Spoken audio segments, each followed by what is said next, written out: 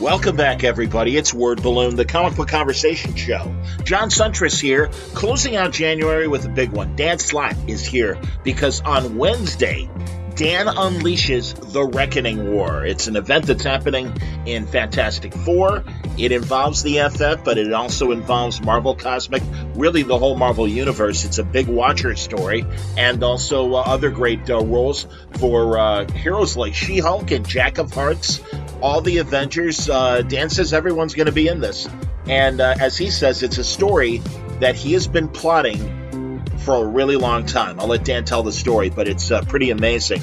Also from Dan, coming in April from Titan Comics, a series of Doctor Who specials are going to begin yearly.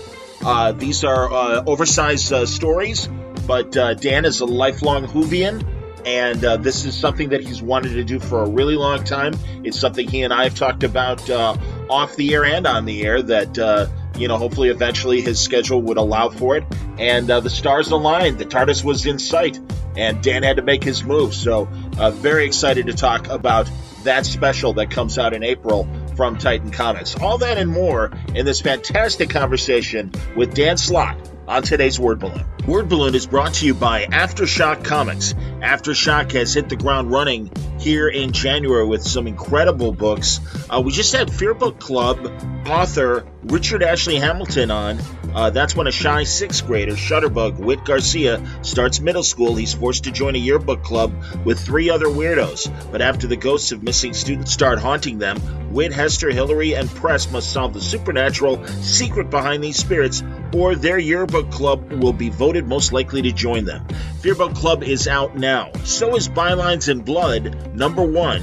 That debuted at the beginning of the month. Erica Schultz, Van Jensen, the artist Anki, set in a world where independent newspapers no longer exist. That's another horror story. The story follows Satya Chatterjee, a.k.a. Lady Dick, a journalist turned private investigator, as she investigates the murder of her old editor. Issue 2 coming out in February. Then from writer Olivier Quartero Briggs, who gave us Mary Shelley Monster Hunter, and illustrator Luca Merrill comes Silver City, a metaphysical mystery to die for. This OGN contains the entire series, and it's out January 19th. Don't forget you can find full story descriptions, preview pages of art, and the diamond codes on these books and more, how to get them through your local shop at AftershockComics.com. Word Balloon is also brought to you by AlexRossArt.com. Alex's art speaks for itself. Iconic images of incredibly amazing characters over the years. DC, Marvel, tributes to people like the Monkees and Monty Python, David Bowie, the Beatles. So many great iconic people have allowed themselves, and their estates have allowed Alex to depict them in ways that you want on your walls. Not only wonderful covers for graphic novels and comics, but also beautiful art prints, amazing lithographs, and incredible original art as well. If you can swing it, it's worth it, because Alex is that kind of illustrative genius, and all of his work is waiting for you at every price point imaginable at AlexRossArt.com. Don't waste time. Go over there today. I'm sure you're going to find your favorite hero depicted by Alex Ross. AlexRossArt.com. Word Balloon is also brought to you by the League of Word Balloon listeners. That's right, my superhero team, the listeners of Word Balloon that back me through Patreon. Patreon.com/wordballoon. I'm not asking anybody to break the bank to support me. If you can spare it, if you like Word Balloon and you want to support the show, that's the best way to do it. And it's just a monthly subscription. It could be $1. Whatever amount you can afford is greatly appreciated. It helps keep the lights on here at Word Balloon, and helps keep me in business as I pursue these great interviews and other projects as well that are coming in 2022. So if you like what you hear here and want to hear more, go to patreon.com/wordballoon, and I really appreciate the support. Thank you, League of Word Balloon listeners. Dan Slott, welcome back to Word Balloon. Great to see you. It's good to be here, John. And really excited. You've got an epic, cosmic, Fantastic Four story starting off this coming Wednesday, The Reckoning War. The Reckoning War. I have, for 17 to 18 years, I've been sowing seeds of this one story throughout almost everything I've done outside of Spider-Man for Marvel Comics. Something, and it's kind of reared its head somewhere. So for a good 17 years, any comic convention I've done, when it's time for Q&A, there's always one person. It's usually like two from the end who goes, "When are you doing the Reckoning War?" It's like, we're doing it. Wow. We're doing the Reckoning War. But I don't want to scare readers. I don't want you to think you've got to, find the Rosetta Stone and 12 hidden clues. And, it's on the back of the Constitution is a map. No, you're fine. You can just jump in with this week's Reckoning War Alpha. But just know that 17 to 18 years of love have gone into this. That's going to be fun to track back, though, maybe after the fact and, go through the Zapruder film and go, wait a minute, there they are on the press, Yeah, wait a minute.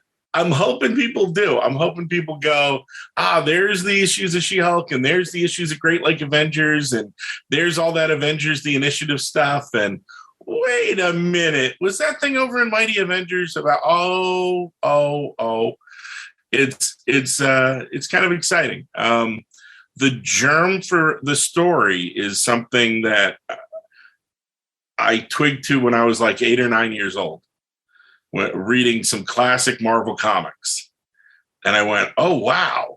In this very pivotal in a thing that my mind as an 8 or 9 year old kid went, this is important. This is an important story in the Marvel universe. And if this happened, then that could happen. And oh my God, you would have the Reckoning War. So I've had this thing in my heart since I was a wee little barn. And it wasn't until I came back to Marvel in 2004 and got my first ever monthly superhero book. Of course, I started sowing seeds for it. That's awesome. Yeah. And I've lived in fear that some other writer would turn over a rock and go, because it's been this way for, my life. No one has touched this, really. And I was waiting for like a Jason Aaron or a Hickman or somebody. Or Al. The premise of this has Al Ewing written all over it. So I was like waiting for one of these guys to find this thing, this precious nugget, and I'd be like, no. There was one story that someone did. When I saw the art come out, and it was, I want to say it's an Ed Brubaker thing, like during his time on Secret Avengers, where I was like, it's like the little Geiger counter in my brain was, did you stay away from that, Ed? I need that piece for the Reckoning War, and I really needed Uatu, and Jason Aaron killed Uatu. Yes. And I was like, it's comics. By the time I need to do Reckoning War, I'll bring Uatu back. I am glad he's back. I had no problem with Secret War where Uatu died. I always thought it was weird that Nick Fury, though, became the Watcher, and even further. Well, and I'll be honest, now you've got Nick as Uatu's herald. Yeah, he dies in Jason's Original Sin series. Yes. Yeah, and the secret behind it was that old Nick Fury, Nicholas J. Fury, Nick Sr., yes, was the one who killed him. And then for his punishment, he has made a human-level Watcher called the Unseen on the moon. And the only people who really kind of used the Unseen were Jason, because he set him up, me, because I love having a guy on the moon, and Saladin, when he did his Exiles book. So, we're the only 3 writers that really kept playing with that character. And I made sure, is it okay? Or because he had a stolen Watcher eye. So I had to Uatu burst out of that and regrow himself out of that Nick Fury eye socket. Right. Yeah. It is very, I can't wait for people to read this. No, all right. So, yeah. So the Unseen, AKA Nick Fury, yep. Uatu, the Fantastic Four, She-Hulk. Yep. She has to be in it because it's where the ball started rolling. An action that She-Hulk took was the For Want of a Nail that has brought upon the whole Reckoning War. That's excellent. And I'm very intrigued that Jack of Hearts is playing a role in this. Yeah, there were times where there were certain drafts where I was like, because you'll see Silver Surfer plays a role. Yes. In this. But there were times where, I was going to have Doctor Strange play a big part, and there was going to be a whole mystical element. And then they went and killed Doctor Strange because I'm in all the meetings. So I get to go, oh, okay, Doctor Strange. And I'm like, well, I need someone who can do X, Y, and Z. And I got to read Rainbow's She-Hulk, the first 7 issues. And they're fantastic, way ahead of time. And I'm like, oh, she's doing interesting things with Jack of Hearts and She-Hulk. Oh, that's really easy to bring him in then. And he can fill this spot, So okay, stuff is going to happen. That's cool. I mean, I'm not serving a wine before it's time. Were you laying all these characters? Am I or no? Okay. They're on the covers. They're on the everywhere. We've seen covers already with Annihilus, with one of our Reckoning characters. There's a story we set up in Fantastic Four, I want to say 28, where the different FF members got glimpses into their futures to see their most likely deaths. And then they were forced to live them over and over and over again. And in one of them, Ben is killed by a member of the Reckoning. Wow. So we've already seen a Reckoning character ahead of time, and he knows this is the one person, the one foe who could punch his ticket. And Reed experienced a future where he had done something so awful that Ben Grimm murders him. Wow. Yeah. And so we've seen on a cover that, oh my God, that's coming up. That's going to happen in the Reckoning War. You see Ben is just smashing down on Reed, and he's just going to kill him. There was a great Cafu? A great Cafu cover that I saw in one of the Reckoning War chapters that really was just gorgeous and very exciting. And I assume plays into the scenario that you're currently discussing. Yeah. Am I right? The Reckoning War is going to affect all 4 of them in 4 different ways. The Reckoning War is going to affect the entire Marvel Universe, John. It's cosmic. It is. This is my big cosmic yarn. Everyone's got a giant cosmic yarn in them. And this is one that I have kept in my heart since I was 8 years old. And then I will never do one of these again. No, it's like you look at like Superior Spider-Man, and I sowed the seed for that in Amazing 600. And I didn't pay off on that seed for like over 3 years by the time you get to Amazing 698. And this is something I sowed the first seed for in the 2004 She-Hulk run, issue 7. So this has been 17 to 18 years. There is no other hidden cards that I have in the Marvel Universe. This is it. This is the last time I can pull one of these out and go, ha-ha, I hid this from you many, many years ago. And now it all bears. No, this is the one time.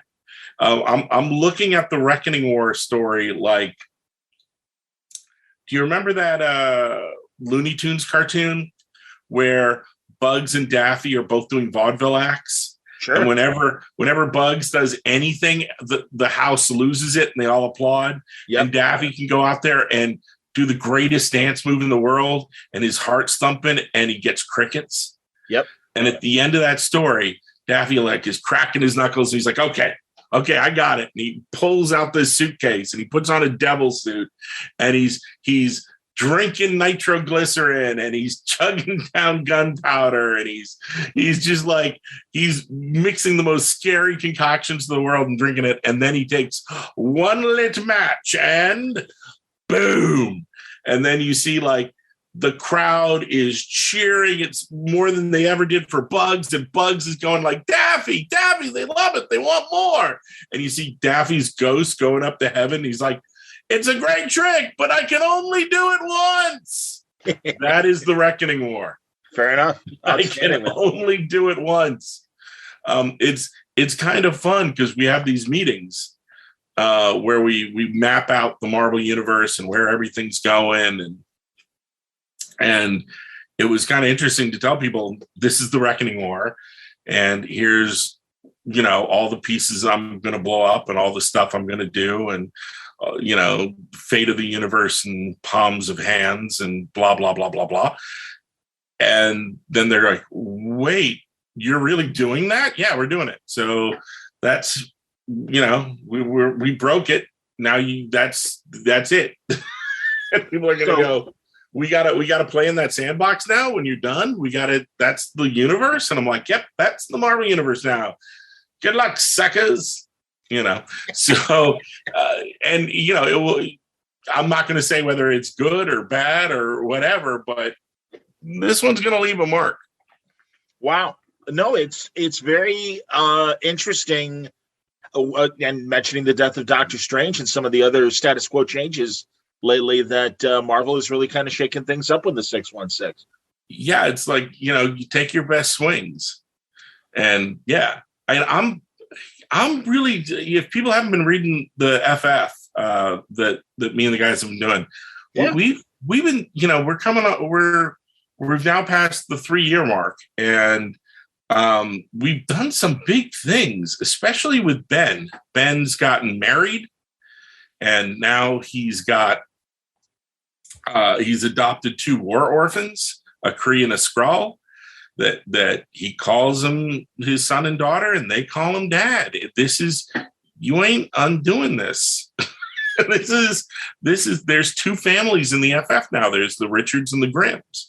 And Reed's been having he's had a major revelation recently where now he realizes he has a half sister he didn't know who's out there. The kids are going through problems. Johnny has had his flame turned on to 11 and it won't shut off. Things are happening in the FF. It's kind of scary. And it's in the descriptions for the subsequent issues from 40 to 42, I believe, that I guess Ben's going to war. They're all going to war. They're all going. But it sounds like Ben is going to have a kind of leadership role that perhaps hasn't happened before. It is so hard talking about this. Yeah, stuff. That's the thing, man. I'm trying to dance around it as well. No. We I remember there were times at like Marvel where the writers would be in this room, and we were all getting kind of upset with how much marketing was showing of our stories, because we'd be like, we want to keep things secret. We want to surprise people in the book. Yeah, and it would be explained to us, well, we got to get butts in the seats. And I remember at one point, a higher up made this brilliant suggestion. They went, why don't you have 2 big secrets in every comic? And then we could spoil one and you could keep one. And you're like, just do that, Dan. Just do that. Come on. Yeah. They did their part. Problem solved. Walk it away. I got a tweet from somebody from a site going, Dan, we just ran the preview for the first issue of the Reckoning War. Will you retweet it? And I didn't respond because in my heart, I'm thinking, no, I don't want to retweet the preview. I don't want any of my followers to see art ahead of time. I want them to pick up the book. I want them to, oh my, you did what?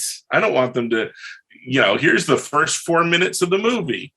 Come back later and watch the whole thing. No, screw that. Watch the movie, man. Watch the movie. Did you know Andrew Garfield and Tobey Maguire are both going to be in the Reckoning War? I'm kidding. Kidding, John. All right, now I'm going to ask a question, and maybe this is spoiling, but given, as you said, that this is 17 years and all your books kind of leading to this, and certainly we see the Silver Surfer and She-Hulk, and the Thing is obviously already going to be a focus because it's a Fantastic Four story. The Avengers that are in it, are they your Mighty Avengers, perhaps? No, the guys who are running around and doing stuff are just it's the current modern day Marvel universe. Okay. But there are certain elements and things that have been peppered, but that you don't need to know. You can just jump on in with this, and it's very new reader friendly. But yeah, if you want to go back and take your Marvel Unlimited account and do the deep dive, you'll find many different threads on your giant, conspiracy theory board. All right, I was prepared to do that this afternoon, but all right, fair enough.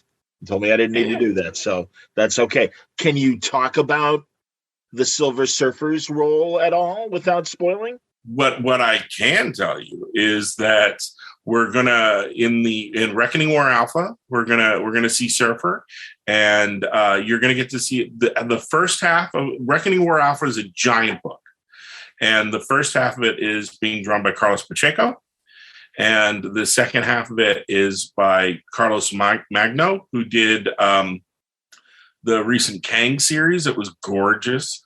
So you get this our two Carloses doing that, and in Carlos Magno's section, you're going to get to see the Surfer, and he draws one hell of a Surfer.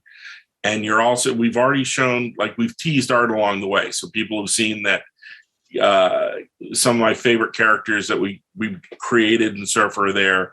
So you're going to get to see the Never Queen.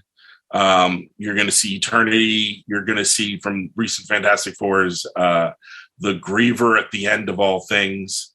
So these big cosmic-y characters. And then you're going to get to see Surfer again in the main.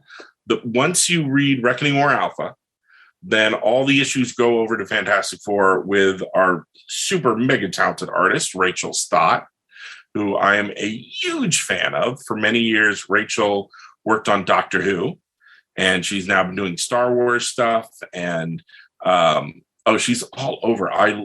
I've been a big fan of Rachel's for years, and I've been trying to get to work with her. And in the past couple of years, she did some sample art.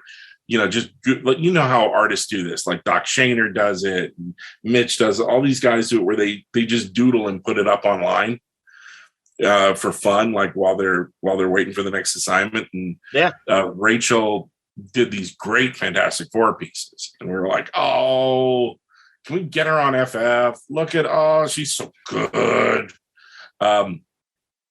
I can't wait for people to see Rachel. The thing about Reckoning War is you get to see everybody in Reckoning War. You get to see the whole breadth of the Marvel Universe. So Rachel has had a problem with her career, which is she's excellent at likenesses. When you're really good at something, people think that's all you can do. So people go, we need someone who can draw great likenesses. Get us Rachel Slott. And they don't trust her on the other things. So when she does the Reckoning War, people are going to get to see, here's Rachel drawing the Surfer. Here's Rachel drawing Dr. Doom. Here's Rachel drawing this mystical stuff. Here's Rachel drawing this stuff in outer space with these cosmic characters. It's everywhere. You get to draw the whole Marvel universe and all the vast characters from street level to mystic to cosmic to everything. So the thing I'm worried about, like when this is done, is will I ever get to work with Rachel Slott again? Because it is such a sample packet for any editor to go, wow, this artist can draw everything. Crowd shots, personal, up close personal shots, cosmic warfare, people fighting on the streets of New York with super incredible detail on the buildings. I'm like, oh man, I'm so screwed. I've wanted to work with her forever, and I'm never going to get to work with her again because she's going to become the hottest artist in the world after everyone sees her issues of Fantastic Four.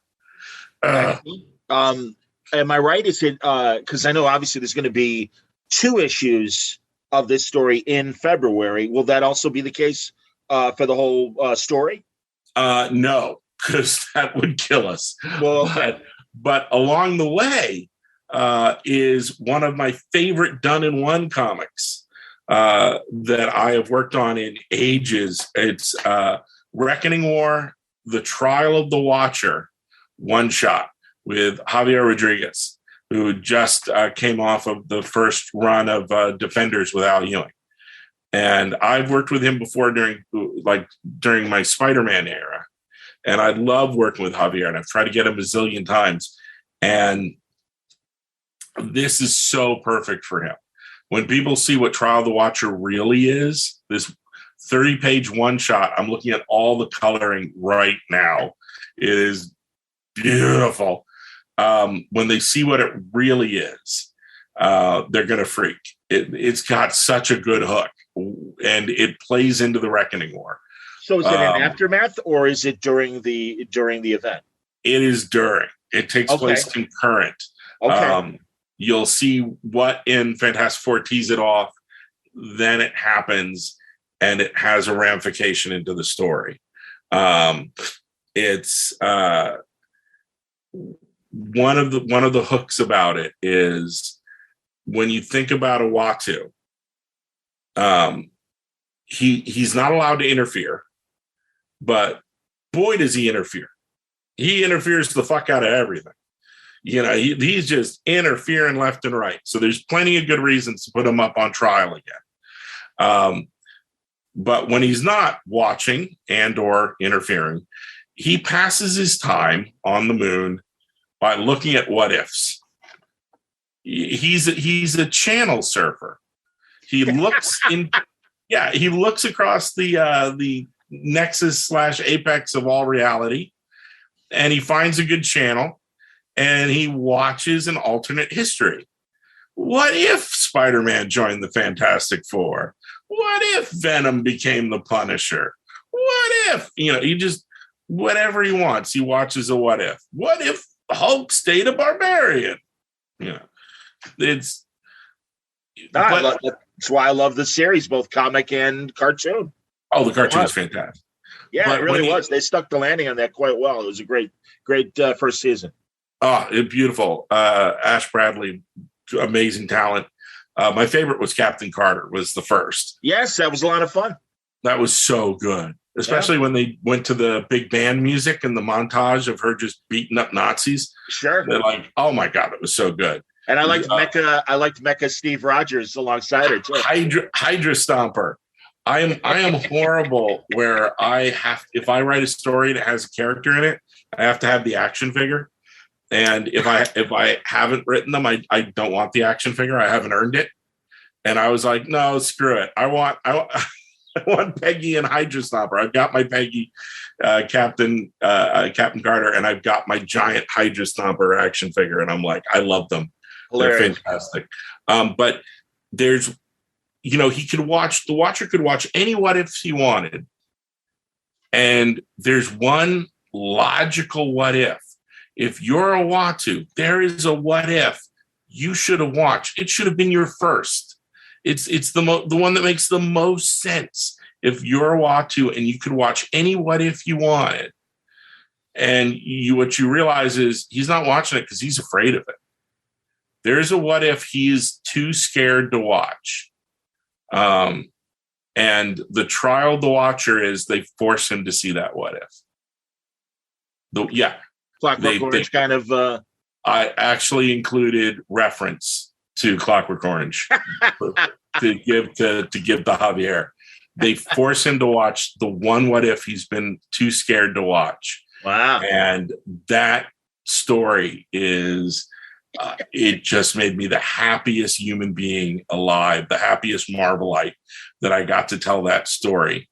And to do it with Javier and his art, it's perfect. It's just chef's kiss perfect. Even if you're someone like I could see someone who wasn't even reading Reckoning War who picks this one shot up and just reads it and goes, I love this thing. Like when Art Adams did the New Mutants in Asgard, how it crossed over to an issue of X-Men where Storm got the hammer. Like as a fan, I just kept reading the New Mutants one over and over and over again. I know it was a to be continued, and I'm sure I had that issue, but just even like, that was just one of those. Whenever I'm feeling down, I will pull out that comic and read it. Now, I could see Trial of the Watcher being that for somebody. It is just pure Marvel. It is gorgeous. And Javier brought this old school flair to it. And I can't wait for people to see it.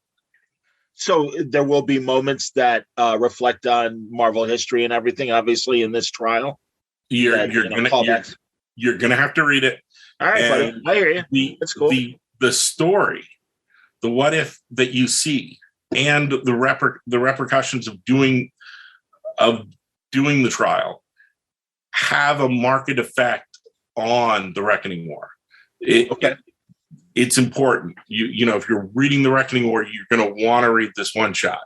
Okay. Because it does. It's weird to say, here's a what if story that has an effect, but that's the truth of it. Well, and honestly, I have to say, and I've noticed this about recent Marvel events, I'm glad that it is more self-contained within FF and the Alpha issue and this Trial of the Watcher issue and stuff. So that's great because, you know, like, no, that should be plenty of real estate to tell a great story, obviously. There were times where we were floating the idea of making this a big event. And I've done Spider events and corralled everybody and Spider Island and Spider-Verse and the Clones of the Earth and Clone Conspiracy. Clone Conspiracy is the one I was thinking of that, frankly, I thought was too big to contain in, go ahead. Yeah. And when we were looking at the Reckoning War, one of the things that we said was, the Kree Skrull War all took place in the Avengers. You only had to read the Avengers and you got the entire Kree Skrull War. And the more I thought about that I could do this whole thing in a bubble. Yeah. And just work with my guys and do the thing, yet still have this major ramification come out the other end of it is still fine. So all you have to read, even if you haven't been following the FF, if you just read the FF now and these 2 one-shots, you will get everything you need for the Reckoning War. That's awesome, man. Now, this is, again, I think it ends with 42 or 43. No? That's what we've solicited to. All right, fair enough. Okay. I think it goes to 44. Okay. I want to say 44, maybe 45. But one issue is going to be oversized. Okay. So there is one oversized issue because it just gets too big. It's too much stuff is blowing up. Too many people are going on fire. Too much stuff is just, crack-a-thoom. Just,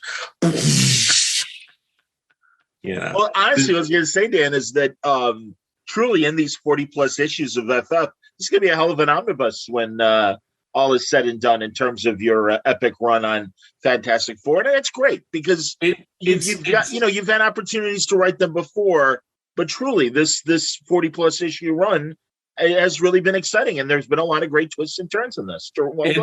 It's been really fun to work with these characters I've loved my whole life. My first superhero comic I ever physically read, was my cousin's copy of The Coming of Galactus. He lent me the Galactus trilogy. No. Okay, was it the issues or was it the actual single issues? Oh, nice. Because my first FF was the Treasury edition. The Treasury edition. Absolutely. Yeah. That story is burned into my brain. That's how I was introduced to the Marvel Universe, was stubble-faced Reed freaking out. Yes. Johnny, we're just ants. We're all just ants. It's my favorite, truly, to this day, my favorite panel of the FF is just Johnny completely burnt out, having to go to Galactus's space station to get the ultimate nullifier. And just like, it's too big for Johnny to comprehend. I like Sue opening up the door and there's Reed in the Watcher in his lab. Yes. Hello. They're just hanging out building shit in Reed's lab.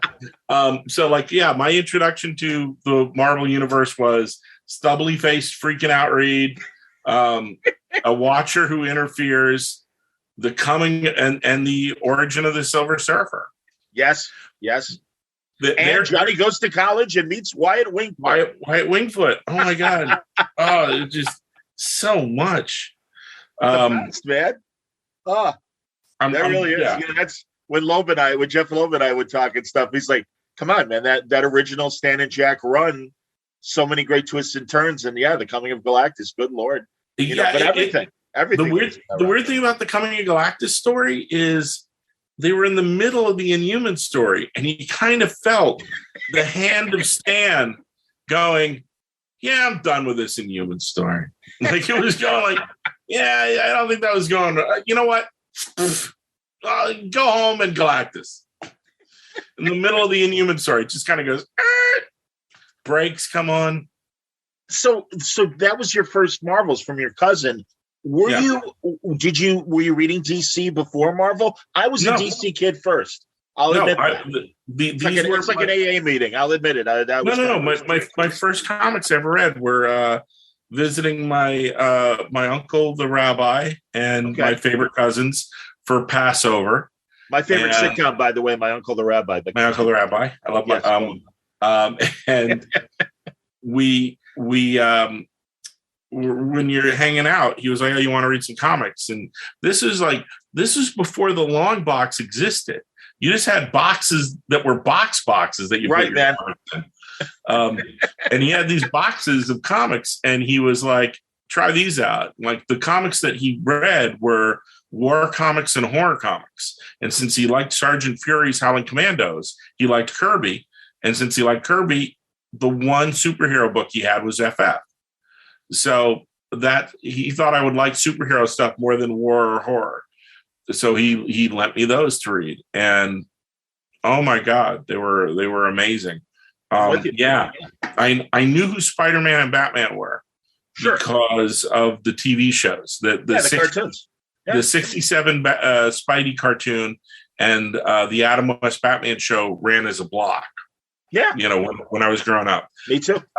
So I knew who these guys were, but so much like the kids of today who know the superheroes as the guys from the movies, but don't think to buy the comics. I didn't think to buy the comics. I didn't, it never dawned on me until my cousin lent me those. And then when I was a kid, back home in California, Spider-Man came to my 7-Eleven. Oh, and nice. I love Spider-Man, and he was going to sign comics. And the whole reason I bought comics was I needed something for Spider-Man to sign. So those are like my first two comics and I had to make sure they were Spider-Man comics. Spider-Man's going to sign them. And those first two comics just made me a junkie where I was like, I'm going to read every Spider-Man comic. And then, they also have Batman. I want to try some Batman.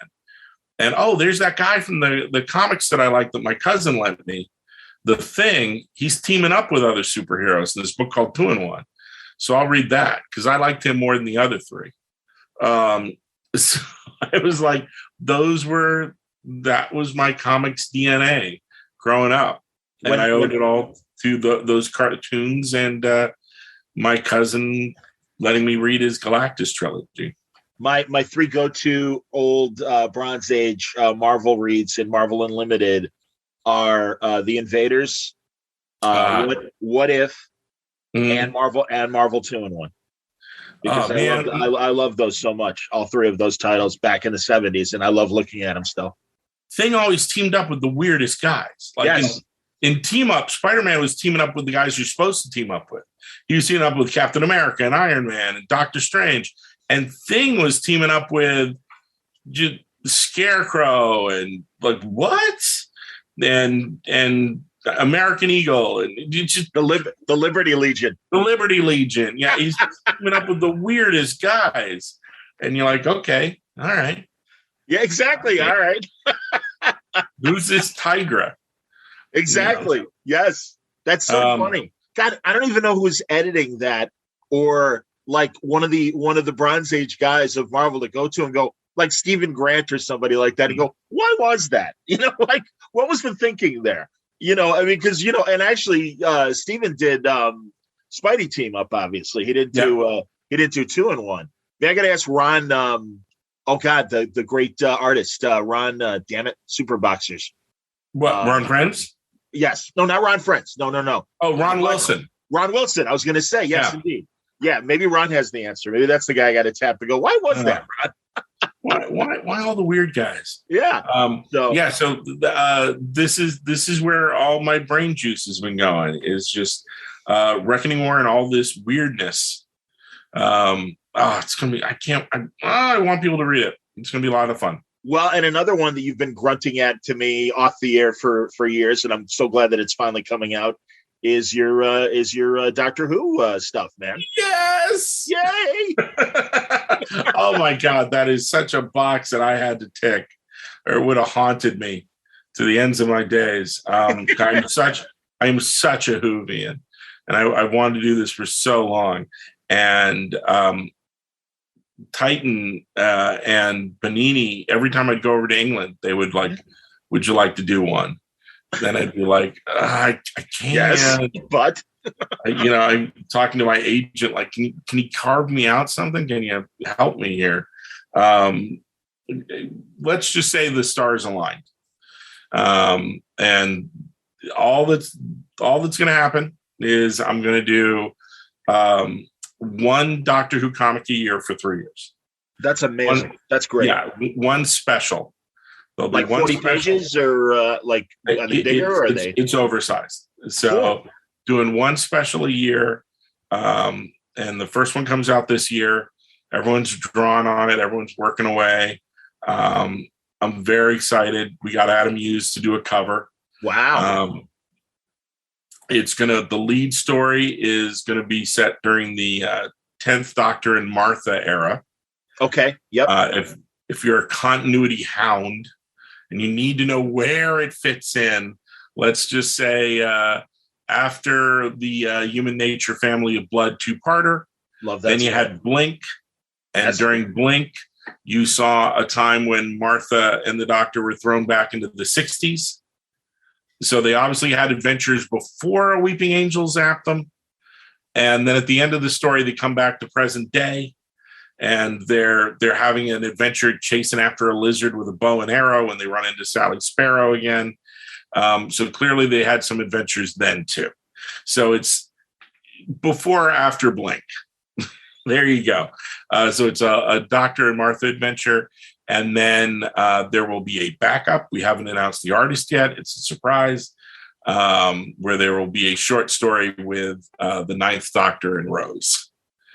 Oh, wow. So, great. Yeah, that's great. The first special will be the 2 Doctors from the Russell T. Davies era. Very nice. That's I excellent. wonder what the next specials will be. I wonder. About that next year. That's all right. We can wait. What do you think of this rumor this week about David coming back? It is complete supposedly? and utter BS. It sounds like it. Although, there's no way with the 60th coming up next year, I certainly hope for a crossover with all the living Doctors. Please, that would be great. And I'll even go a step further: put Sean Pertwee in his father's wig and let Sean be the 3rd Doctor. Because, God damn it, from a facial standpoint, tell me he can't pull off imitating his father. Good Lord. They put in Patrick Troughton's kid twice. In those Adventures in Time and Space, was that Troughton? Oh no, he doesn't look a thing like his dad. Oh, I see. Okay. He's been in the new era of the show. You remember when the 10th Doctor was he was on that train in the Diamond World? You couldn't leave it. Yes. The shuttle. Yes. The pompous professor was Patrick Troughton's kid. Oh, that's awesome. And later, when the Doctor, the 12th Doctor and Clara team up with Nick Frost's Santa Claus, and they go to that Arctic base. Yeah. The heavy set guy at the base was him with a wig. Oh, so wow. same exact guy. They do that a lot. They reuse the same actors. And yeah. No, when Colin Baker was Maximus or whatever in the Five Doctors and everything. Sure. Oh yeah, man. No. Yeah, especially classic Doctor. I'm not quite down on your level, but I could at least throw a couple shots where I know what I'm talking about. Yeah. Okay. No. It's all good. It's all right. I am treating this Doctor Who special, even though we're hopefully doing like one next year and one the year after. Yeah. I am treating this one like it's my everything in the kitchen sink story. That's awesome. I am just getting all of this out of my system and doing the most Doctor Who-y story I could possibly tell. There's space travel, there's time travel, there's new monsters, there's classic monsters, there's monsters from the current continuity, there's all kinds of surprises. We've released the hook we mentioned what the in the solicit, because the solicit's out. Yeah. So the hook is that Martha has been kidnapped by these aliens where to stay alive, much like a modern day Scheherazade, she has to distract them by telling stories. Okay. And she tells 3 interconnecting stories of the 10th Doctor. Yeah. That's cool. So there's something about these monsters who've kidnapped her, and then there's the 3 interconnecting tales, and within them you will be jumping all over the Doctor Who universe as the Doctor does incredible things. Outstanding. That's great, man. So I'm very excited. That's one. It's crazy, and I won't dwell on this. Yeah. My feelings about New Who. They're kind of like New Trek, where it's like, all right, whatever. But I have to give Chibnall credit, because I am a Acorn and BritBox subscriber, and every now and then I'll get an itch for some old British TV. And I was rewatching an episode of Life on Mars, the original good Life on Mars. No disrespect to the ABC show, but the John Sim show and everything. And Chibnall had written an episode that I really, really liked. And I'm like, look at his name. There he is. I'll be damned. And I'm like, I like this. It was fun this last season to see classic Centaurans and to see some other surprises. I really love the cast. I'm really happy with Jodie. I thought the guy who played Dan did a great job. I think Amanda Gill Dan. I like Dan. Has been fantastic as Yaz. I like Zaz. Oh my! Did you see? Because I know you're a big Trek fan. Yes. Did you see the latest episode of Prodigy? No, shamefully, I am slightly behind. Kobayashi was the last one. Wasn't that good? Yes. Hey, Dan. I yell and shake my fist from my porch at the clouds when it comes to new Star Trek, but I like Prodigy a lot. I thought it had a clunky beginning, but once it found its footing. But the two animated Trek shows were in complete unison. They're fantastic.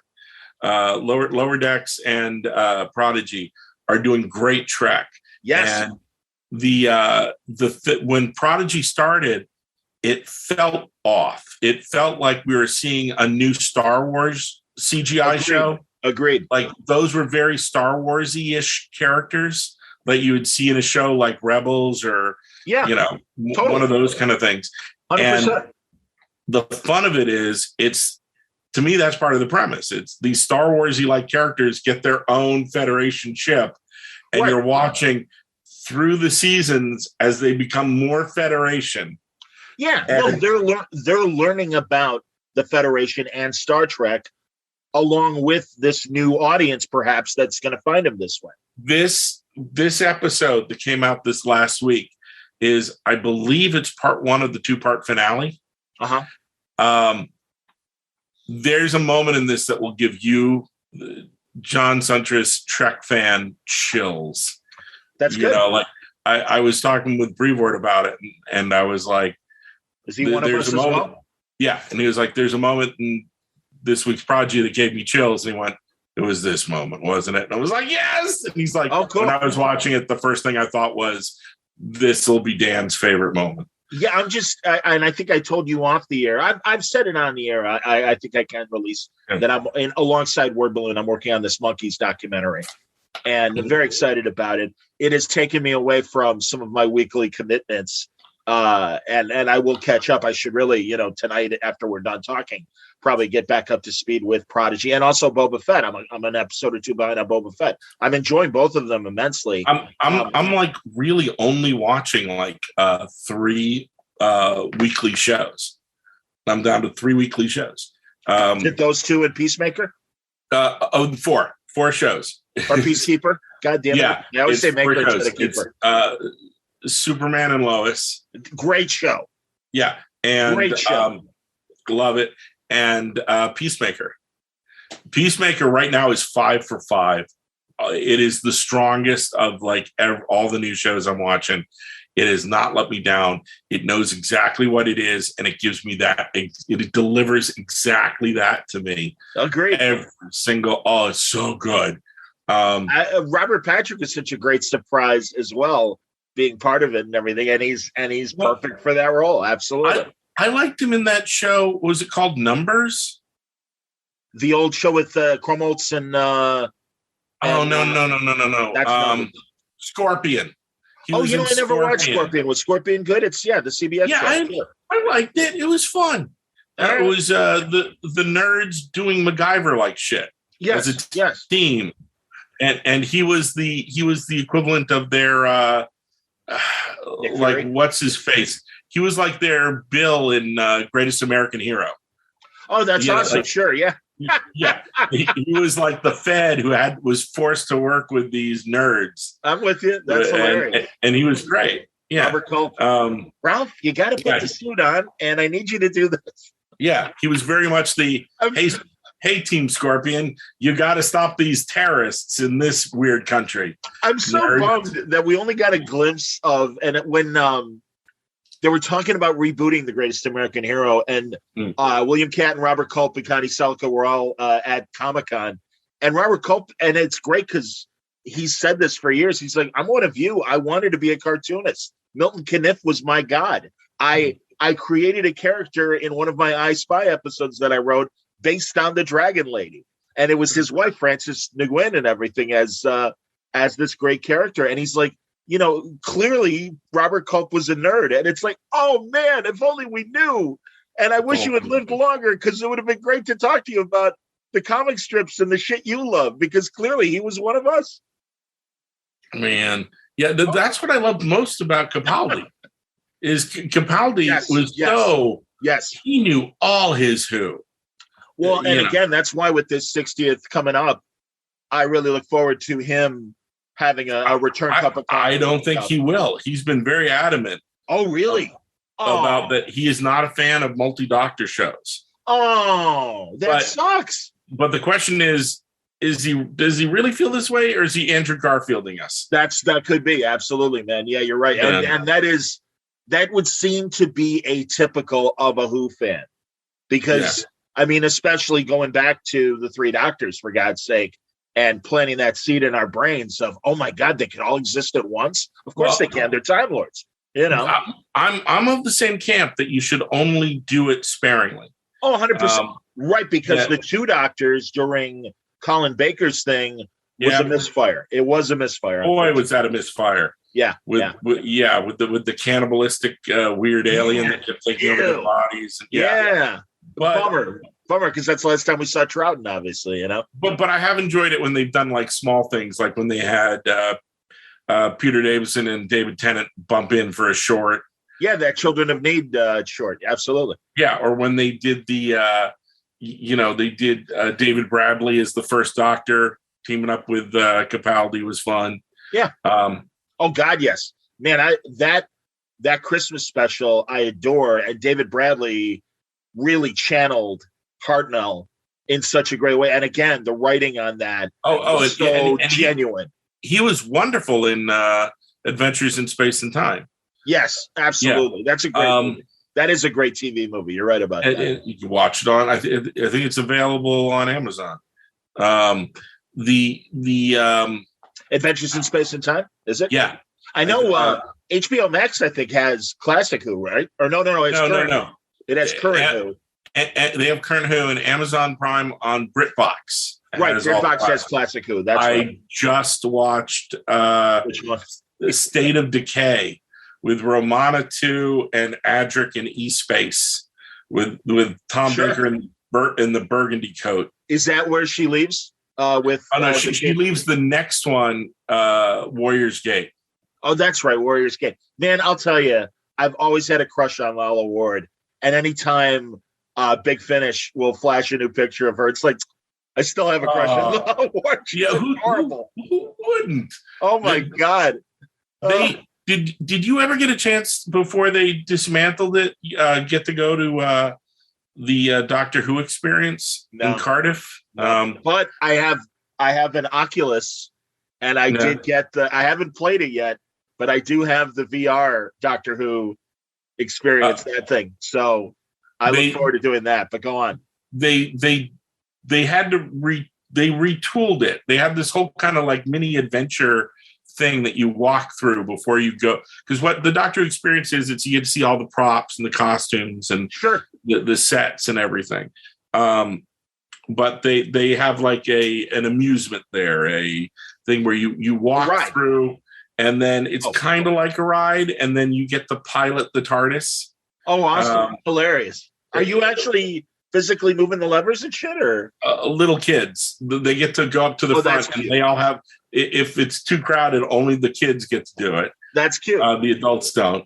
But all right, that's still cute. You pilot the TARDIS, you land it, and then you wear these kind of 3D glasses, and things come at you, and it's adorable. Yeah.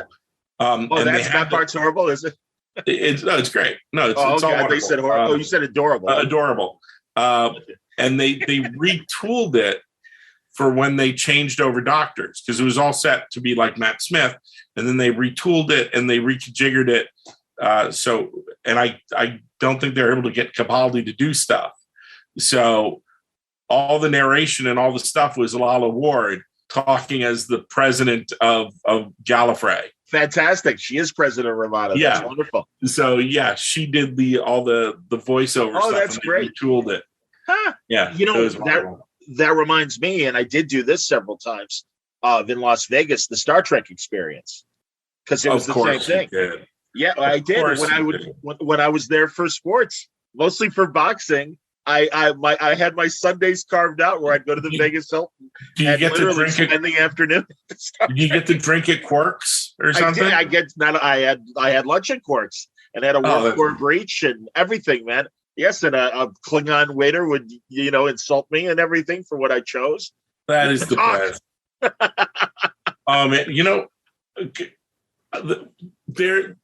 I'm amazed it took them this long to do it. Where it's like, because with Lower Decks, the last two episodes were just some of the best Trek I've seen in ages.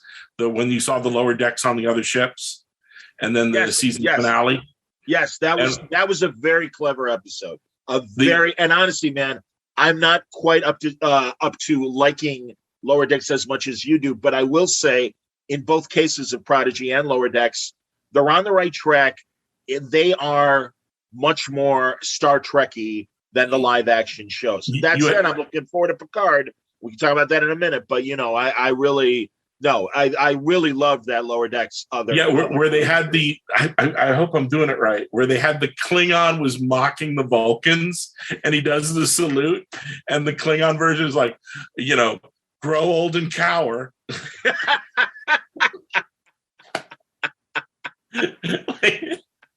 And the genius of their writers to realize that live long and prosper is the worst thing you could say to a Klingon. Right. There's no honor. It's the most insulting. Yeah. You want to die in battle.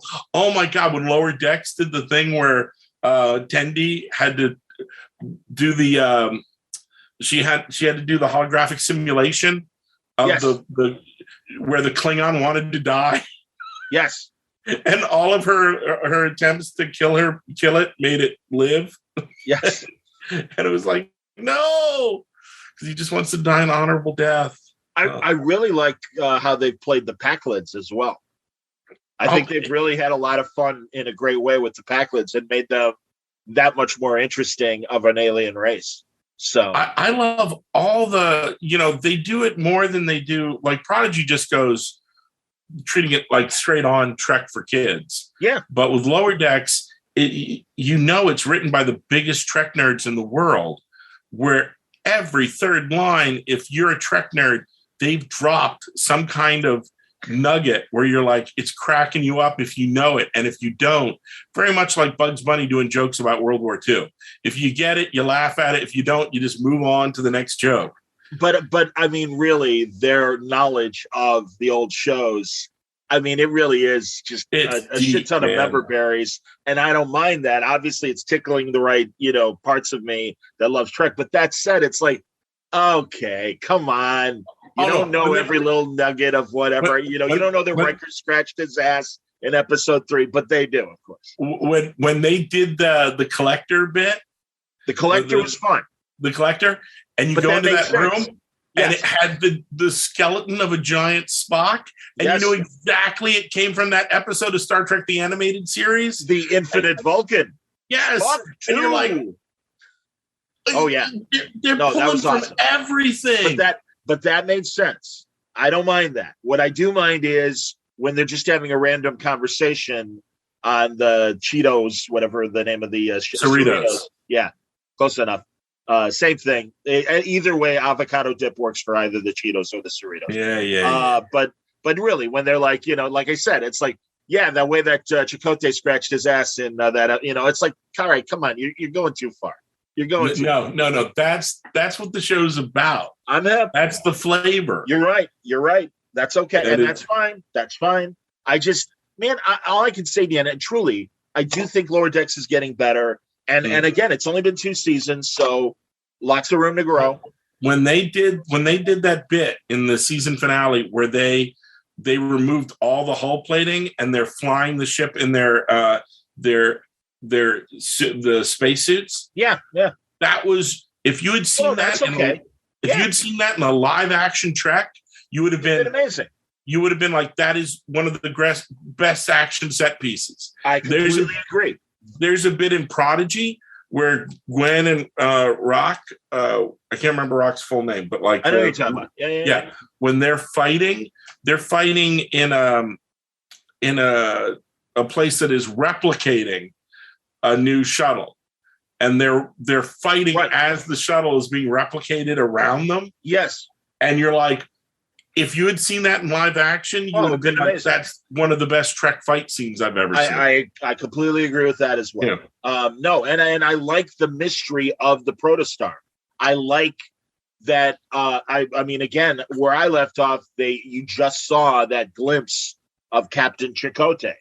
You've got my attention. It's, I mean, again, I love Dal. Dal's Ferengi war, mentor that abused him and everything and sold him off to slavery. No, those are and Daniel, forgive me, but this is why. Meanwhile, on Discovery, you get a Ferengi that's there, never speaks. Has happened a couple times where we see Ferengis, and it's driving me crazy. Can we know what the Ferengis think of the current status quo? You've shown them. Can you give them something to do, please? Because that would really, I think, satisfy a lot of Star Trek fans that have problems with this. I have learned, it's like talking to my family about Israel. I am not going to talk to you about Discovery. Why is Zionist? I've just learned that nothing good will come of this. I'm the Sheldon Adelson of or whatever his name was of Star Trek. I'm not going near this. You're awesome, Dan. I love you. That's all right.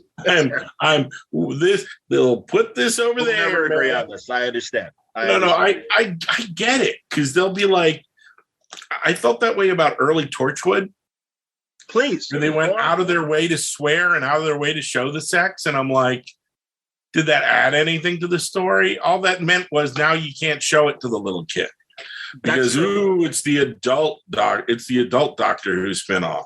But eventually they tie it into the main thing where Captain Jack's doing stuff in Doctor Who, and now you're like, sure, now some little kid's gonna want to watch that. It's a dangerous tightrope. It's it's like if you did an Avengers movie and you threw in Deadpool. Some little kid's going to want to go and watch the Deadpool movies, and they're rated whatever they're rated. And, that's true. Yeah. Back to Marvel. Okay. And it's 2021. What an amazing Marvel television year. Oh my God. Everything. Oh my God. Oh my God. Is right. God. Truly. And Hawkeye really was so perfect to end out the year. Such a great Christmas story, such a great comedy, great action. I didn't recognize people like Ghost and even Swordsman to the point where he and Kate are having the duel. And it's like, oh, yeah, of course that's Swordsman. What am I? That's the Swordsman. Yeah. But I mean, it was so subtle the way they did it in good ways. Echo was terrific. I'm going to spoil, sorry, everybody, for those who haven't seen it. Kingpin was terrific at the end. Kingpin was terrific. Oh my God. So many people were like, they did what? I'm like, they did that off panel. What kind of comic book fans are you? Yeah, exactly. Don't worry. Jesus. Oh no, fine. They did that. They did it off panel. Like, you don't know what happened. Yeah, it's exactly. Like I got an NFT of the Brooklyn Bridge I want to sell you. Jesus. Hey, that's great because I have a ton of cryptocurrency that's worth a lot. Oh, it's not anymore. Oh no. Gee. I kept telling Art and Franco, should they ever get back to doing anything new with Tiny Titans, I'm like, you've got to have a scene where they have cryptocurrency. And it's Crypto the dog. Yeah. Crypto the dog on it. Come on. I mean, good Lord. So they always, Artie would always like kind of the way he would have a play on Secret Origins and say Secret Oranges. And I'm like, you got to put that in the book. And they did. It's like, they're Secret Origins. Like, I don't think that's what it says. Oh, no. They're Secret Origins. You know what? Did you know Steve Wacker before he went off? Oh, sure. Absolutely. I know. Hollywood? I miss talking to Steve. Go on. Did you ever see his improv show? No. Tell me. He had this improv show he did here in the city with a troupe. Okay. Where he was like the de facto leader. And this was, I think, before he broke into comics. Okay. And I want to say it was called Kabam. And it was amazing. It was, the show had a structure. And it was the same show every time, but since it's improv, you get different things. But the way it worked was, Steve was this Stan Lee figure who ran Kabam Comics. And he walked you through the glorious history of Kabam Comics from the golden age to now. And if you were in the audience, you threw out, before you went in, you wrote down on slips of paper names of potential superheroes and supervillains.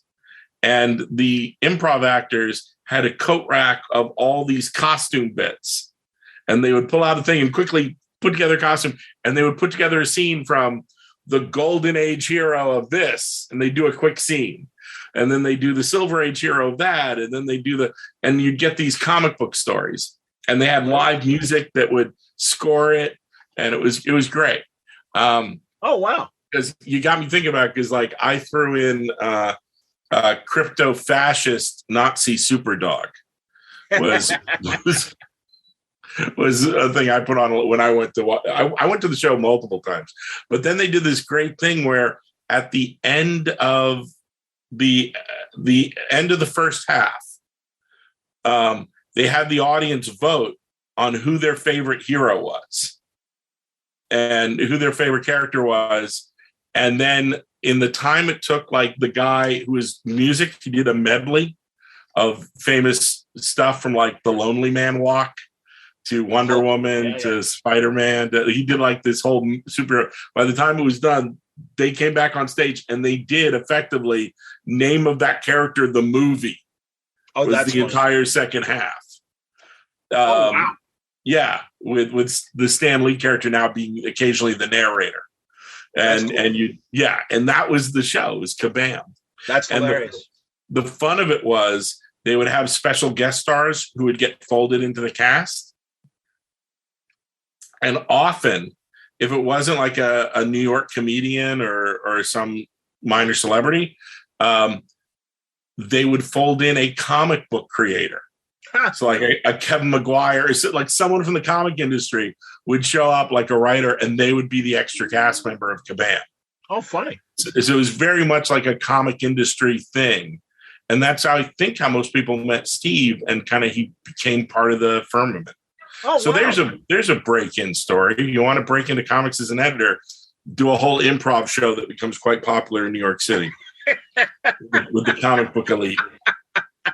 See, and I love Steve grew up in Illinois, and and heard my sports station in the 90s, and him and Dan Way were like the two guys in comics that didn't grow. Well, I guess he did. Wacker was from downstate, and it's like, oh, I know who you are from your radio stuff, and I'm like, you got to be shitting me.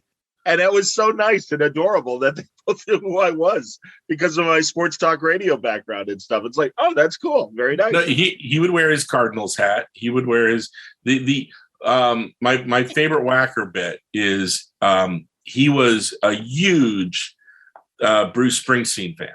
Like lived for the boss. Sure. He actually traveled to a faraway place if he had a concert. And we were doing the Toronto Fan Expo thing. Yeah, sure. Great show. Where they put you up in the hotel when the hotel is flush with the Ontario Blue Jays Stadium. Yeah, Toronto Blue Jays. Yeah. So if you're in the hotel and there's a game, you're like in the outfield. Yeah, it's like having a bleacher seat. Absolutely. It's like having a bleacher seat if you're on the right side of the hotel. Sure. And people would do that. They would go and they would get rooms. Oh, yeah. And when the game's playing and have all their chips and everything. And right. Yeah, and watch the game live. No, that's amazing to watch it that way. Absolutely. Well, they also would every now and then have like rock concerts there. So we're going to the Fan Expo, and I don't know how it worked out like this, but Steve and Nick Lowe were on a plane after me, and I was on a plane before them.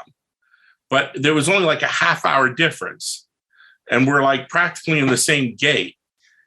And I'm going to land in Toronto a half hour before them. And I'm sitting there just minding my own business when somebody, this pair of hands grabs me from behind and spins me around. And it's Steve Wacker. And he's going, courtside or street side?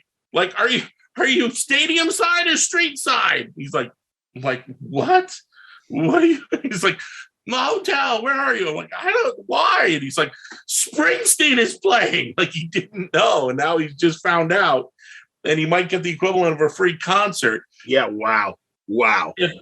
If he's, and I'm like, and I'd been trying to get him to watch Doctor Who, and he wouldn't. And then it became like a moment of pride for him that he would never watch Doctor Who. I hate people like that. Go on. Yeah. And then he goes, change rooms with me. I'm street side. Just change rooms, whatever room you got. I'm like, if it's stadium side, like, I'll watch Doctor Who. Tell me an episode. Wow. Tell me now. I'll watch it. Change rooms. I'm like, okay. And I tell him the name of an episode to watch. I think I told him Blink or something.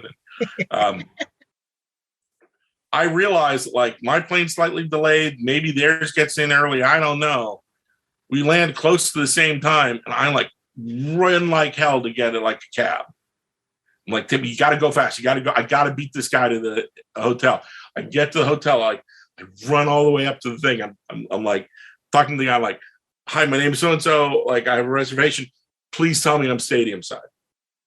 And he's like, I'm looking. He's like, you're street side. Damn it. I'm like, can you check this name, Steve Wacker? Is he stadium side or street side? And he's like, oh, he's stadium side. I need you to tell him that we switched rooms. And I explained to him. And right when I go, because he's going to watch a Doctor Who episode, Wacker bursts through the other side. He comes running up, and he's like, well, and they're like, and the guy behind the desk goes, are you Mr. Wacker? And he's like, yes. Mr. Slott just changed rooms with you. He'll know. Like, the guy went in. That's hilarious. Yeah, all because of Doctor Who. I put all that effort in just to force Steve Wacker to watch Doctor Who. I did one of those. Follow that cab. I did one of those. All right. Good tangent with Wacker loving Springsteen. Yeah. What's the best concert you ever saw? Best concert I've ever seen. Oh man! And you can more than one. If it doesn't have to be just one. No. I am a huge fan of both Elvis Costello. Me too. And They Might Be Giants. Me too. And there was a show where They Might Be Giants opened for Elvis Costello. Oh wow! So that is like a great evening. Yes. And the people I went to see it with were They Might Be Giants fans. And when They Might Be Giants had finished, they started getting up. I'm like, what the hell are you doing? Like, yeah, really? Elvis Costello. And I'm like, we are watching Elvis. Of course, everyone on. But no, I think my favorite concerts I've seen were, I'm a big fan of Jonathan Coulton. As am I. Yes. Go on. I really liked that there's this one time I saw a show that he did where it was in such a wonderfully small venue. Yep. That, you're sitting and you're not standing, you're not like in an auditorium, you're not even in a theater, you're just sitting at a nice table. There's a little candle there, and they got you some snacks and some drinks. And it's this guy whose music you really like. He's spitting distance, and he's playing on his guitar, and it's the ambiance of that. It's just That's just so nice that I'm like, yeah. That's funny because first of all, pre-pandemic, I live right by a venue like that. It's called the Vic. And obviously like in England. And it's a great small venue. And I saw Jonathan Coulton there, but I am walking distance from it. And a lot of times during warmer weather, when I would walk by, I'd literally be like, oh, look, there's, Jonathan Coulton's playing tonight. I'm going to go see Jonathan Coulton. Right. Walk up to the box office, buy a ticket, and boom, I'm in. And that's why I wanted to live in the neighborhood where I live in Chicago, because there's a few comedy clubs and music venues like that I'm within walking distance, which is great. But that said, it's funny because literally right before, when it was still Delta, before Omicron, end of September, I went to a venue and I saw, mentioning Nick Lowe, I saw Music Nick Lowe, Cool to Be Kind Nick Lowe, and Rockpile and all that stuff.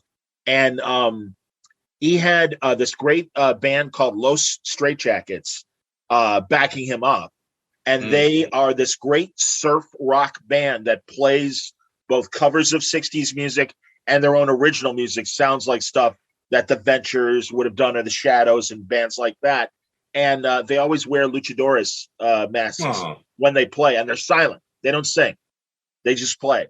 And it's a fun act to watch. And then they backed Nick up and did all of Nick's hits.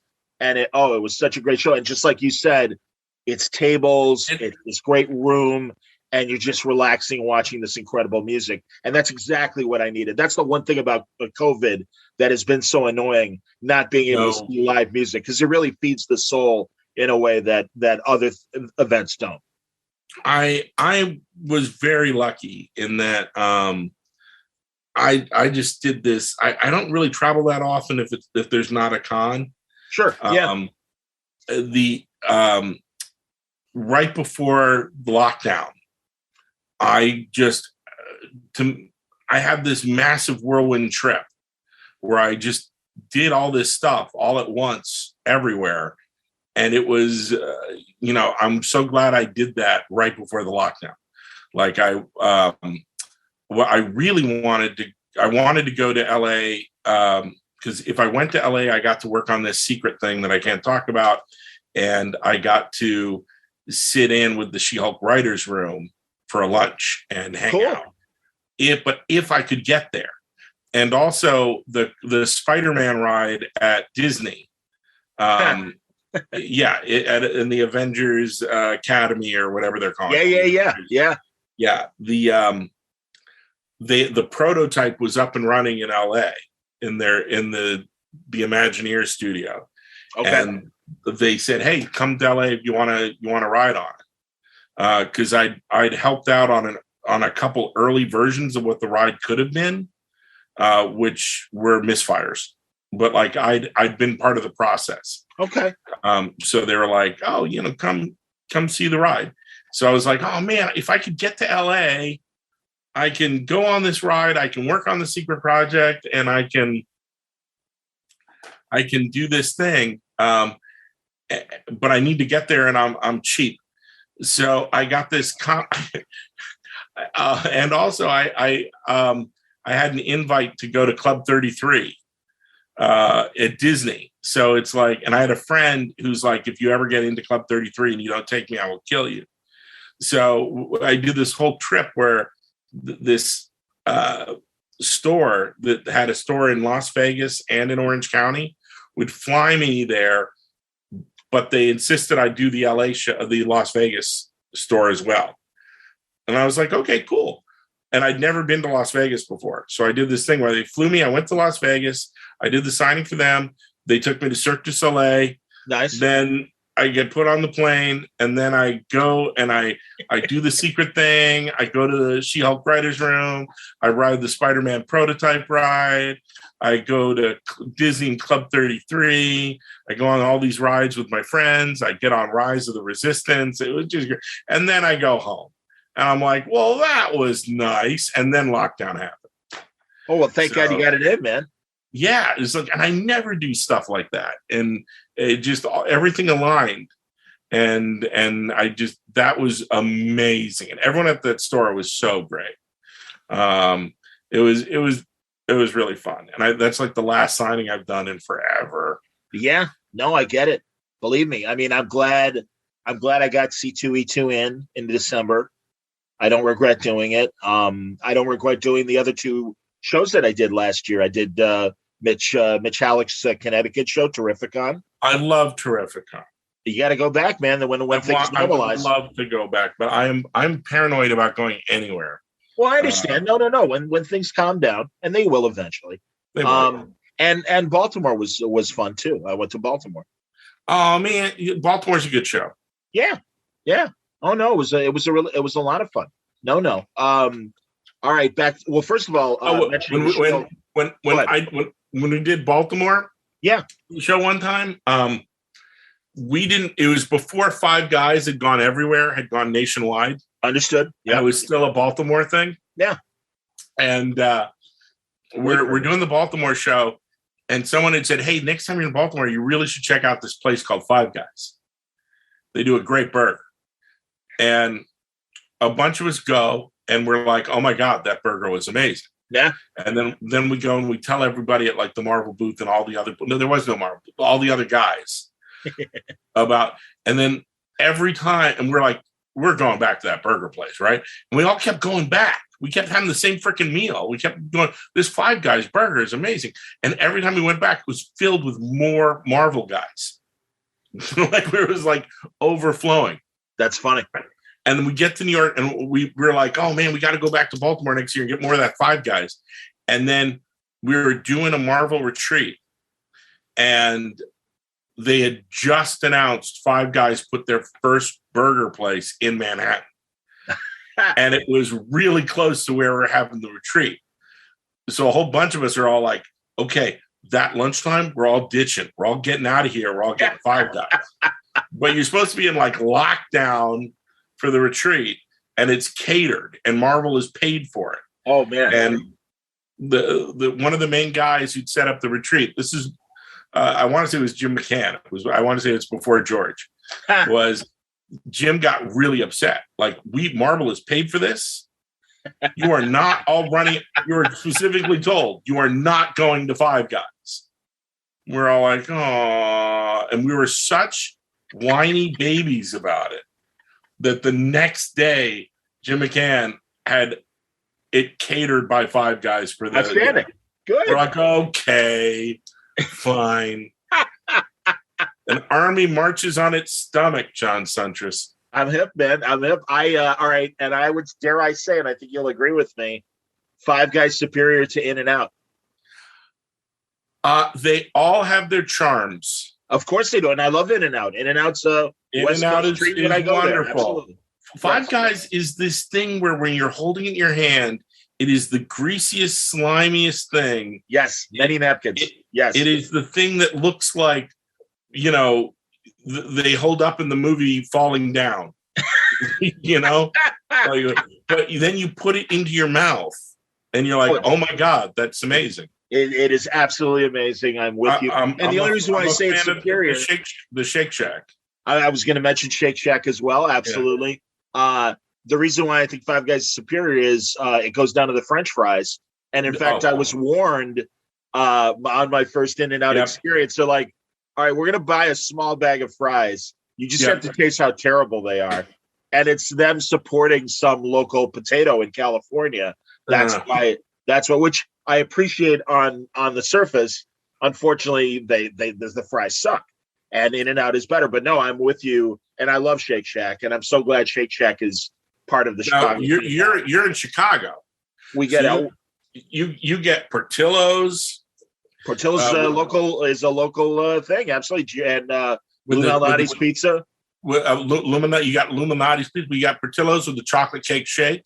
Yes, which is amazing. That'll kill you. I had hot dogs from Portillo's earlier this week. Oh, those hot dogs are so good. They're 5 minutes away from where I live. It's ridiculous. In the car. And talking about the greasy thing that falls apart in your hand, you've got Al's beef. It's been about a month since I've had an Al's beef, but I love Al's beef. And you can probably still smell it on you.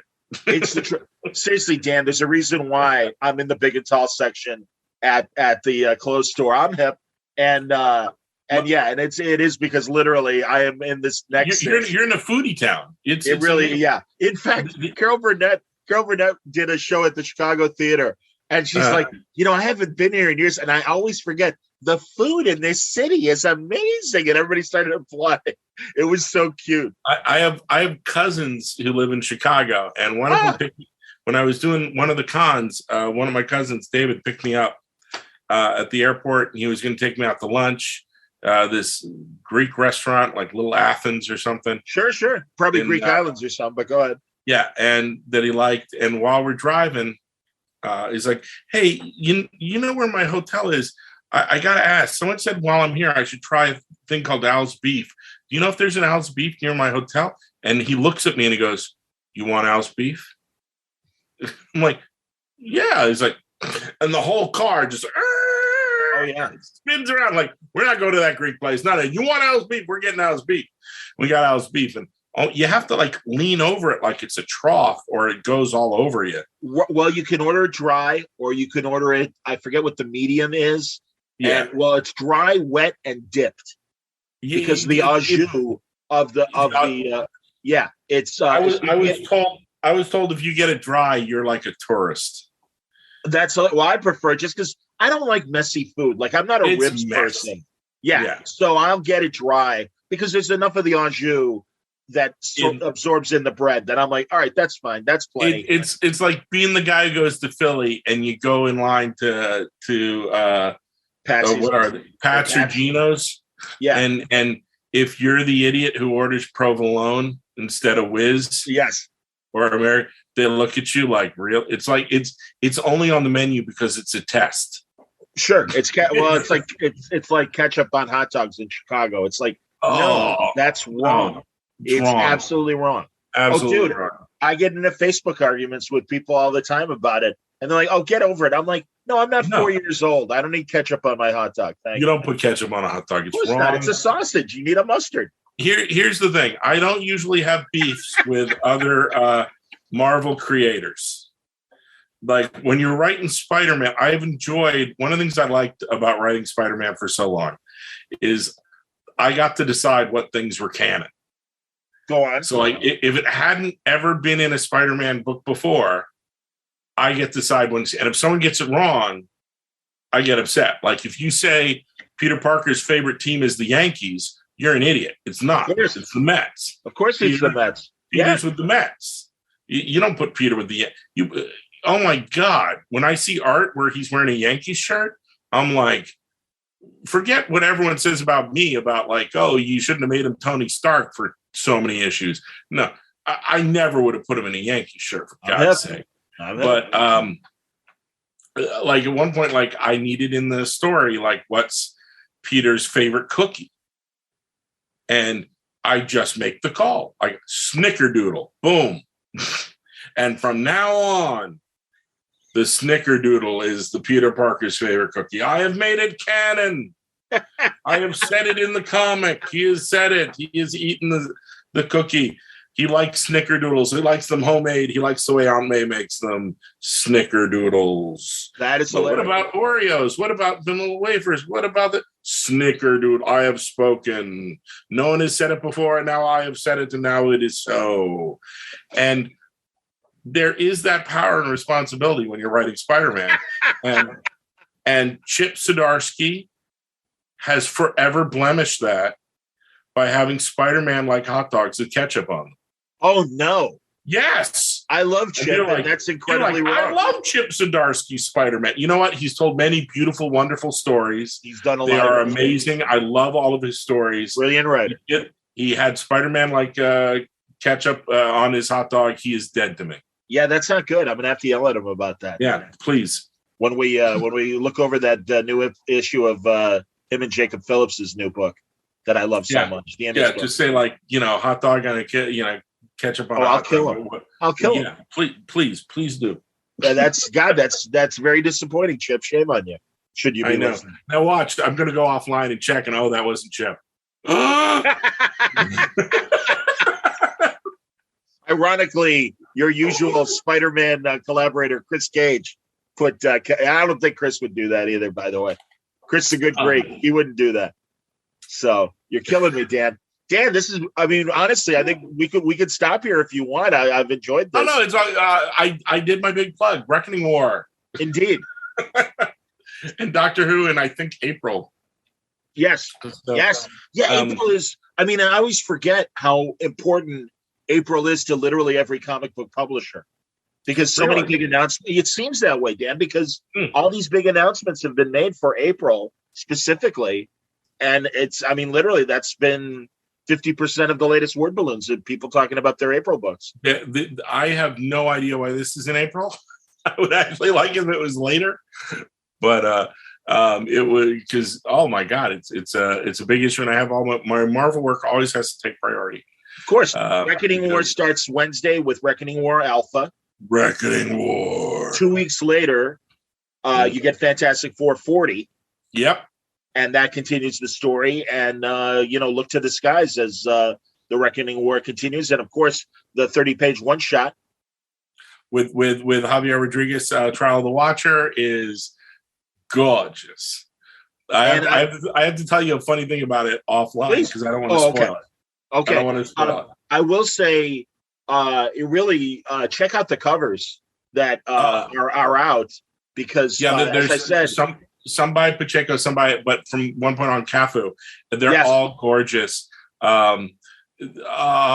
There's a Sue-based cover coming up that we haven't shown yet. That is lovely. Cool. So right now, everyone's seen the cover there's a cover with Reed and the leader of the Reckoning, who is Wrath, and there's the shot of Ben about to kill Reed, and then there's Johnny fighting Annihilus, and we've shown one of Doctor Doom fighting a certain somebody, and we have not shown the Sue cover yet. Ooh. There's good stuff. Reckoning War impacts all the four in very interesting, distinct ways. It impacts the Marvel universe, the Marvel cosmic universe, in a very big way. I'm excited, Dan, truly. And this is great. I'm so glad that the stars aligned to allow you to tell this story your way. The second Reckoning War Alpha comes out, I will reveal the story. People have asked, like, what is the story you read when you were 8 years old that spurred this? I will reveal that once Reckoning War Alpha 1 is out. That's Wednesday. So look to social. Yes, so look to social media for that reveal. Look to social media on either late Wednesday or Thursday, because I hate spoiling. I'm up. Yeah. Well done, Dan, as always, and good Trek and Doctor Who talk as well, and good foodie talk, good reminiscence about Steve Wacker and the like. I enjoyed this conversation. and we got in our quota of our usual Trek talk. This is true. You're my Trek buddy. And managed to stay friendly about it. That's good. Oh my God, yeah. We just have to avoid talking about Discovery. And another thing, we are on the other sides of the neutral zone on that one. I am eternally hopeful and counting the weeks to Star Trek Picard because I love Patrick Stewart. And it's got Q. It's got well, yeah, absolutely. Well, yes, it does have Q. I hope for the best. I hope for the best too. There you go. Absolutely. Well done, Dan. Thank you, my man. This we ran about 1/3 of the new Batman movie. is how long this takes.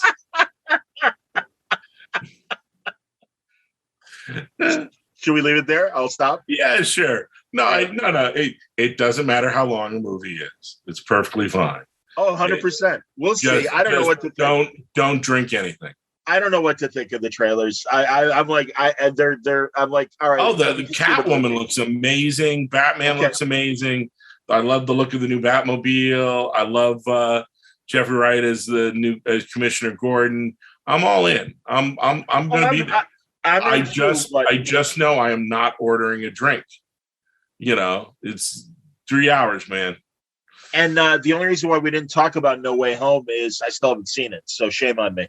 Oh, I know. Well, I'm afraid. There's my. It is something like, what is it? It's like number 5th in the world domestic, number 6 in the world global, or something. It's crazy. Well, they'll eventually get my $10, or I'll watch it on, when it comes out or whatever. John Suntress, it is the first ever major motion picture that I made it into it in the little thank you section. Hey, congratulations! That's wonderful. That's wonderful, Dan. I'm glad to hear that. That is purely why it is number 5th in the world. That's what people wait for. They wait for the thank you section. That's hilarious. Yeah. Well done, dude. Thank you. Hey, thanks, John. That was fun.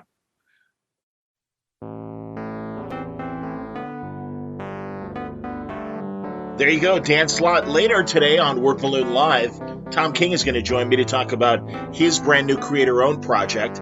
That's going to be a lot of fun. Later this week, we're going to talk to Jason Inman, who is back with a brand new volume of creator-owned books, and a whole lot more. It's going to be a terrific week here on Word Balloon. I can't wait to share it with you as we say goodbye to January and usher in February. February is going to be a lot of fun as well. Kelly Sue and Phil Jimenez and I have arranged for our next creator commentary to wrap up Wonder Woman Historia. That's going to happen in a couple weeks. Hoping to talk to J.M. DeMatteis and also, Svengoolie, I'm hoping will come in before the end of the month. Lots of other people that have said yes, but we haven't scheduled hard times yet. But we will in the days and weeks ahead here on Word Balloon. So I hope you will join us for all the excitement. Word Balloon is brought to you by Aftershock Comics. Aftershock has hit the ground running here in January with some incredible books. We just had Fear Book Club author Richard Ashley Hamilton on.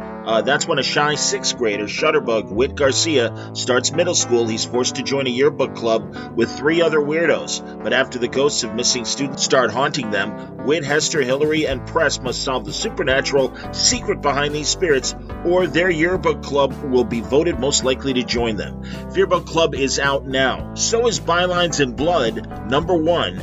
That debuted at the beginning of the month. Erica Schultz Van Jensen, the artist Anki, set in a world where independent newspapers no longer exist. That's another horror story.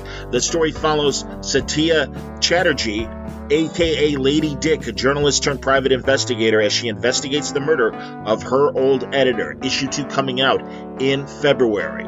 Then from writer Olivier Quartero Briggs, who gave us Mary Shelley Monster Hunter, and illustrator Luca Merrill comes Silver City, a metaphysical mystery to die for. This OGN contains the entire series, and it's out January 19th. Don't forget you can find full story descriptions, preview pages of art, and the diamond codes on these books and more, how to get them through your local shop at AftershockComics.com. Word Balloon is also brought to you by AlexRossArt.com. Alex's art speaks for itself. Iconic images, of incredibly amazing characters over the years. DC, Marvel, tributes to people like the Monkees and Monty Python, David Bowie, the Beatles. So many great iconic people have allowed themselves, and their estates have allowed Alex to depict them in ways that you want on your walls. Not only wonderful covers for graphic novels and comics, but also beautiful art prints, amazing lithographs, and incredible original art as well. If you can swing it,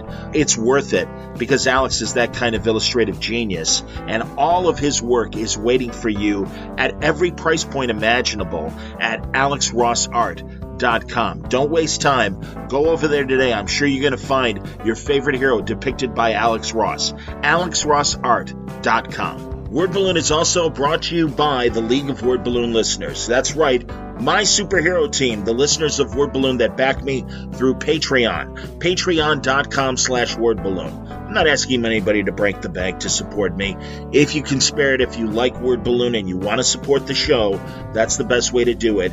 And it's just a monthly subscription. It could be $1. Whatever amount you can afford is greatly appreciated. It helps keep the lights on here at Word Balloon, and helps keep me in business as I pursue these great interviews and other projects as well that are coming in 2022. So if you like what you hear here and want to hear more, go to patreon.com/Word Balloon, and I really appreciate the support. Thank you, League of Word Balloon listeners. Until next time, Word Balloon is a copyright feature of Shaky Productions, copyright 2022. Stay safe, stay warm, stay happy, stay healthy.